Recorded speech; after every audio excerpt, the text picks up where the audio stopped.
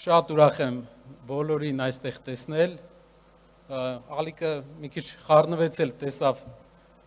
ձեզ, մեզ բոլորիս, կուզեմ ձեզ ներկայացնեմ մեր շարժման առաջի մեկ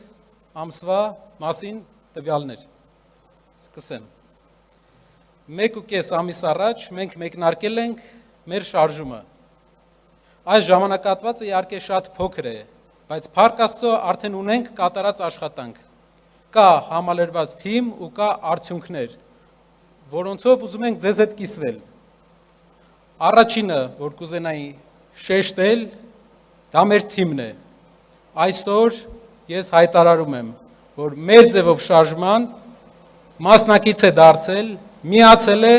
արդեն 5000 կամավոր։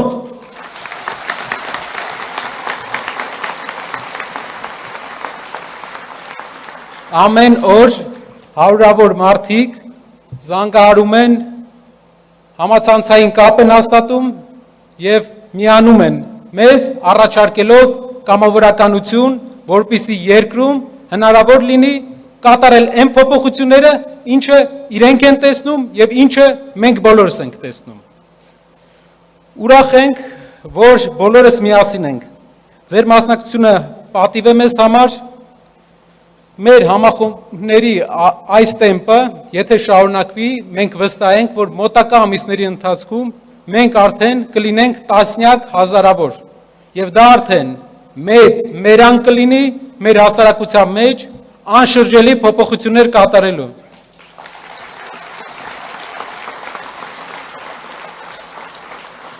Թիմը երիտասարդ է, այդ պատճառով երբեմն մեզ հարցնում են, ինչն է պատճառը, որ մարդիկ միանում են մեր ձևով շարժմանը։ Ես կարող եմ ասել, որ պատճառը Սամվել Կարապետյանն է։ Նրա անունը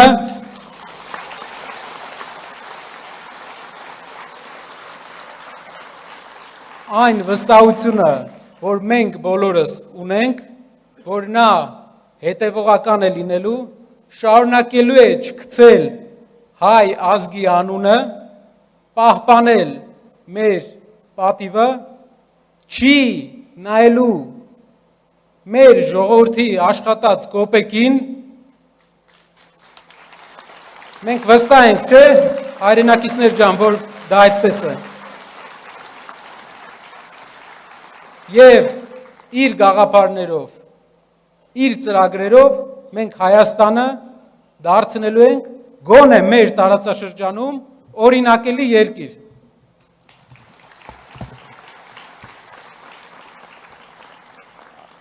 Մեզ նաև շատ են քննադատում, ասում են ուր գնում եք,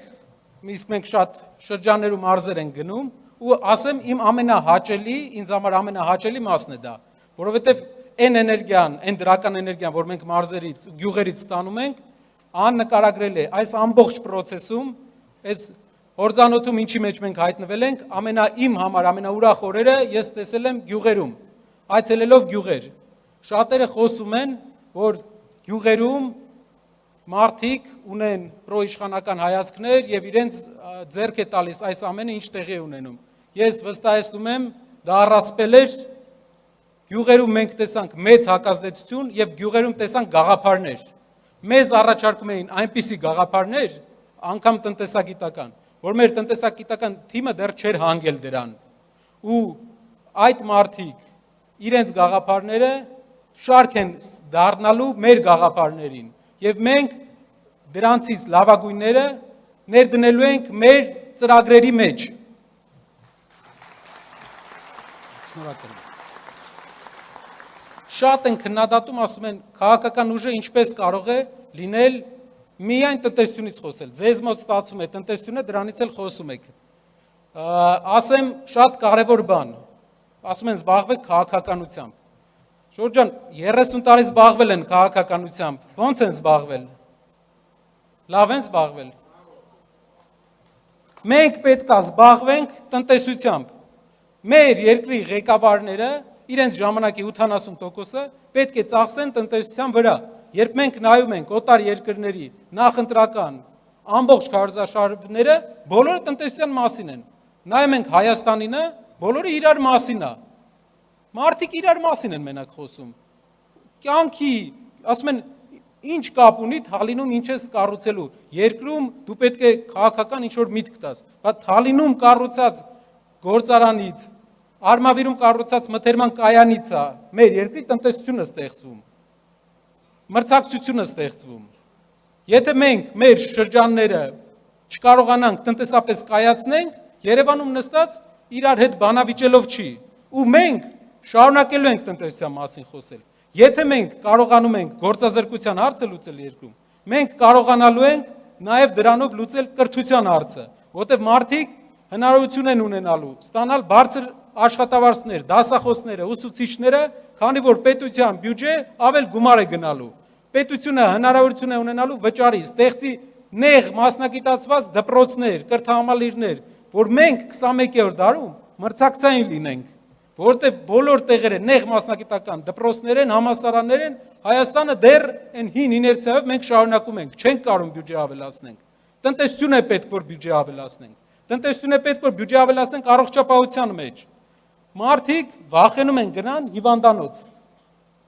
Գյուղերում երբ խոսում եմ, կանայք ասում են տղա ջան, դե չի ցավում, չեմ գնում։ Գնամ ծախսեմ անելու, ես չգիտեմ, ինչի հետևանք է դա լինելու։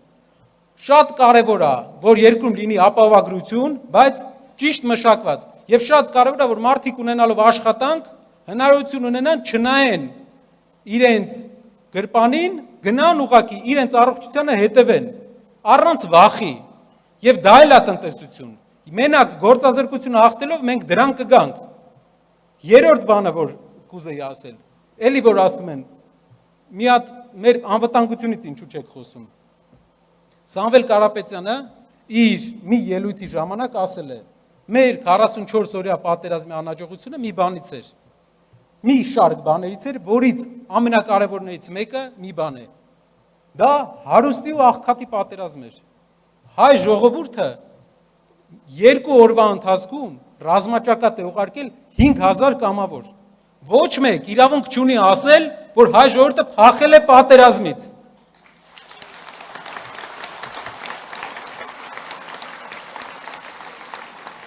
Ադրբեջանական, երբ մենք դիտում ենք ադրբեջանական կադրերը, 3 ավտոբուս է ու 20 հոգի կամավոր։ Մեր մոտ չեք հիշում հարյուրավոր, հազարավոր մարդիկ, բայց երբ դու աղքատ երկիր ես, զենք չես տալի այդ մարդուն, ասում ես տնից զրահ բաշխոնը հագի, գնա, չես պլանավորում այդ մարդը ոնց պետք է պայքարի։ Ինչքան էլ քաջ է հայ զինվորը, որը մեր մեծերի ասելով էլ, մասնագետների ասելով էլ ավելի պատրաստված է, ավելի մոտիվացված է։ Չես կարող պայքարել։ Մեզ պետք է լավ տնտեսություն, որ կարողանանք լավ սարքավորումներով զինենք մեր բանակը։ Մենք ոչ մի նկրտում չունենք, որևէ ինչ որ խնդրով, ինչ որ երկրի հետ հակամարտություն սկսելու։ Մենք ուղղակի խաղաղություն ենք ուզում, Հայաստանը տարածաշրջանի ամենախաղաղասեր երկիրն է եւ իր խաղաղությունը պետք է լինի ապահովված, իսկ մեր անվտանգային համակարգը մեր ամրագոտին է։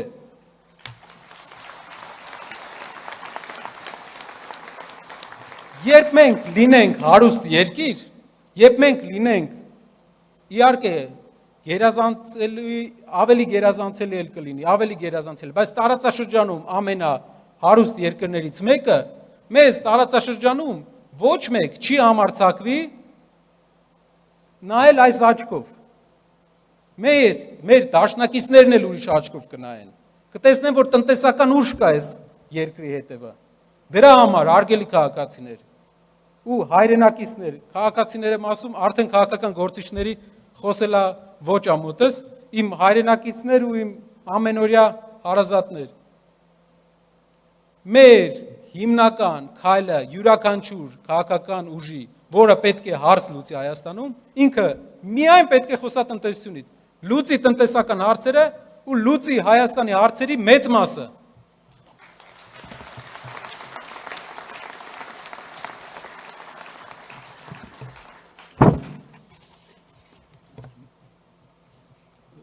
Մի քանի բան էլ կուզեի ավելացնել, եթե թույլ կտաք։ Առաջինը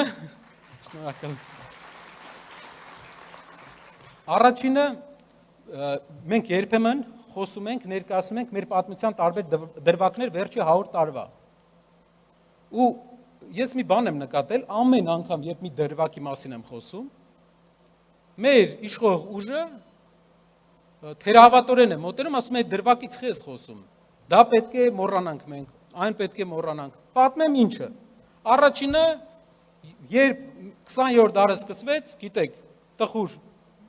դեպքերով, հայկական ջարդերով Օսմանյան կայսրությունում։ Երբ մենք խոսում ենք ջարդերից, ցեղասպանությունից, ասում են Թուրքիայի հետ հարաբերությունները կվատանա։ Չնայած որ Թուրքիայի հետ սահմանի հետ կապված երբեք Թուրքիայի պահանջը չի եղել ցեղասպանության հարցը օրակարգից հանել։ Թուրքիայի միակ պահանջը եղել է Քարվաճարի ազատագրման հարցը, դուք գիտեք այդ։ Բայց ասում են մի խոսա թուրքերի հետ կվատանանք։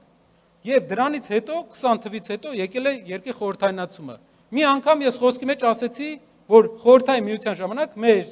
պապերը տարիքով շատ մարդիկ, ովքեր այստեղ են, 1000 հատ գործան են սարքել 10 տարում։ Դրանից հետո մարդիկ ասեցին դու քարոզ ես անում խորհրդային միության։ Հարգելիներս, խորհրդային միությունը գնացել է ու խորհրդային միության քանդման, կազմաքանդման հիմնական կատալիզատորը եղել է արցախյան շարժումը։ Եվ չի վերադառնա խորհրդային միությունը։ 21-րդ դարը դինամիկ ազգային պետությունների դար է, որը մենք պետք է լինենք։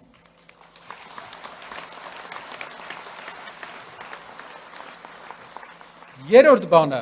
անցնում ենք խորհրդային միությունը, գալիս ենք անկախ Հայաստանին։ Ասում են, անկախ Հայաստանը ունեցել է մեծ խնդիրներ, տնտեսական խնդիրներ, բայց նաև ունեցել է ձեռքբերումներ, երկու մեծ ձեռքբերում ենք ունեցել։ Առաջի անգամ 100-ամյակի մեջ մենք մեր ուժերով առանց լուրջ օգնության հաղթել ենք մեր 100-ամյա հակառակորդին լավ կազմակերպվածության արդյունքում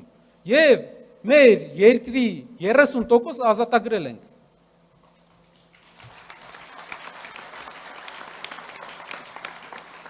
Երկրորդ բանը, որ ձեռք ենք բերել, սովետական միությունը միշտ սահմանափակում էր մեր ազգային ինքնագիտակցությունը։ Մենք ձեռք ենք բերել դպրոցներում, կրթության մեջ, ազգային ինքնագիտակցության ավելի բարձր աստիճան։ Մենք հիմա ու մենք 10 տարի առաջ լրիվ ուրիշ ենք։ Ես կարծում եմ, որ ինքնագիտակցությունը մեր մոտ աճում է։ Ու այսօր երկուսն էլ վտանգի տակ են։ Այսինքն մեկը Արցախյան մեր հաղթանակը մենք արդեն կորցրել ենք։ Իսկ ազգային ինքնագիտակցությունը վտանգի տակ է, որովհետև այսօր բոլոր տեղերից ենթարկվում է պասիվ հարձակումների, որ օֆիցիալ չեն ասում, բայց մենք տեսնում ենք, որ մեր տարբեր կետերից վերանում են մեր ազգային սիմվոլները։ Ու դա բերելու է, մենք գիտենք ոնց են իրենք սկսում, մեկից չեն ասում, որ մեծ բողոք չառաջացնեն, բայց քիչ-քիչ դրան են բերում։ Երկրորդն էլ, մեր 30 տարվա մեջ մենք ունենք այդ հաղթանակը, եւ մենք պետք է պահենք այդ հաղթանակը։ Մենք ունեցել ենք նաև այս վերջի 30 տարվա մեջ մի հատ կարևոր դաս։ 44 օրյա պատերազմի մասին ես պետք է խոսեմ։ 44 օրյա պատերազմը մեր հաղթանակից հետո մի կարևոր դաս է, որ մենք պետք է սերտենք, որ հետագայում այդ նույն խնդրին չանդրադառնանք։ Դա հայերի կողմից մի հատ հատկություն ունենք մենք, որը մեր վատ հատկություններից է։ Գրական բառը չեմ գտել, դրա համար խոսակցական եմ ասում։ Արխային ենք ընկնում։ Հաղթում ենք քաջաբար, դժվար, Ստեփանակերտի բունկերներում, բանում, պատվալներում տարիներով պաշտպանվում ենք, կռվում ենք, հաղթում ենք ու արխային ենք ընկնում։ Արխային ենք ընկնում, դրա 30 տարվա արխային ընկնելու արդյունքում մեր հակառակորդը ավելի երկարաժամկետ թշնամություն ունենալով, լինելով ավելի հեռանկարային, նայելով ավելի հեռանկարային, իր ուժը ուժեղացնում էր, իսկ մենք հանգստացել էինք։ Մեր յուրաքանչյուր քաղաքական ուժ, որը հավակնում է լինել երկրի ղեկավար, հարց լուծել երկրում, պետք է մի բան անի։ Իշխանությունը վերցնելուց հետո այդ փառքի մեջ արխային չընկնի։ Պետք է արխային չընկնի։ Պետք է ամեն օր մի ոտ ավելի արագ լինեն, քան հարևանները։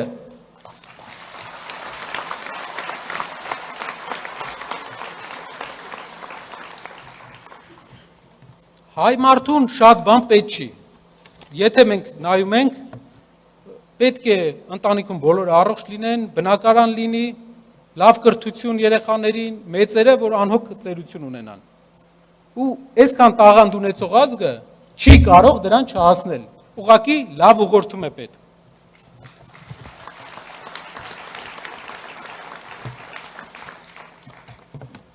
Այսօր մեր ձևով շարժման առաջնորդ Սամվել Կարապետյանը շարունակում է գտնվել ապօրինի կալանքի տակ։ Ինչպես հայտնի է, մեկ պատճառով փոքրիկ խմբակին դուր չի եկել, որ նա պաշտպանել է իր եկեղեցուն եւ նա պաշտպանել է հայ առաքելական Սուրբ եկեղեցուն, որպես իմ ասած ազգային ինքնագիտակցության խրամատներից մեկը։ Բայց մի բան կարող եմ ասել իր խոսքերից։ Նա ասում է, նա ասել է, հայտարարել է, որ անգամ բանտախցում նա ավելի ազատ է, քան ժողովրդից մեկուսացրած փոքրիկ խմբակը։